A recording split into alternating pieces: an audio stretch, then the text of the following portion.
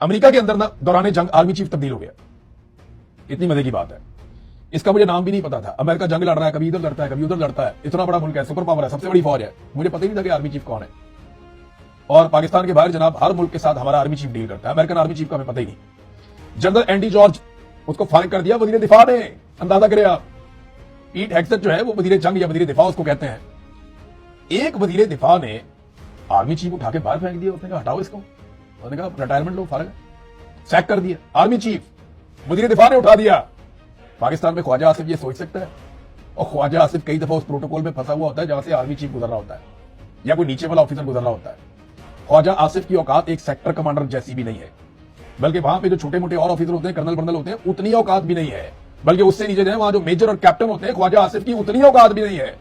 तो पाकिस्तान के अंदर एक इदारा रूल करता है अपनी एजेंसियों के जरिए से। पाकिस्तान में अवाम रूल नहीं करती, ना अवाम के मुंतखब नुमाइंदे रूल करते हैं। यहां आर्मी चीफ फैसला करता है कि वजीर आजम कब तब्दील करना, और बार बार वजीर आजम बदलता है। कभी बेनजीर, कभी नवाज शरीफ, कभी इमरान खान, कभी फलाना, कभी ये, कभी वो, कभी भुट्टो को फांसी, कभी फातिमा जिन्ना को गालियां, कभी कायदे आजम के साथ जाती, कभी लियाकत अली खान के साथ जाती, कभी मुल्क के दो टुकड़े कर दिया। तो आर्मी चीफ पाकिस्तान के अंदर स्याह और सफेद का मालिक बना हुआ है। लेकिन हम ये कहते हैं जनाब हालात क्योंकि बुरे हैं, लिहाजा जो मौजूदा आर्मी चीफ है इसको एक्सटेंशन दे दी जाए। हमारे आर्मी चीफ के बाद एक्सटेंशन का जो सबसे बड़ा बहाना होता है वो हालात होते हैं ना, मुल्क नाजुक दौर से गुजर रहा है। भाई पाकिस्तान का तो 78 साल से नाजुक दौर ही खत्म नहीं हो रहा। अब जब दुनिया उस अहम मोड़ के ऊपर पहुंची जहां पे नाजुक दौर गुजर रहा है, और नाजुक मोड़ पे जब दुनिया पहुंची तो पाकिस्तान वहां पे 78 साल पहले से खड़ा हुआ था। ये सूरत हाल है, ये सोशल मीडिया पे लोग कह रहे हैं।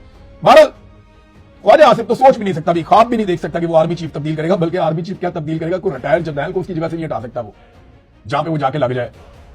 और यहां पे आर्मी चीफ जो है वो वजीर आजमों को हटा देते हैं, सदरों को हटा देते हैं। जो दिल करता आर्मी चीफ करते हैं पाकिस्तान में, ये फर्क है।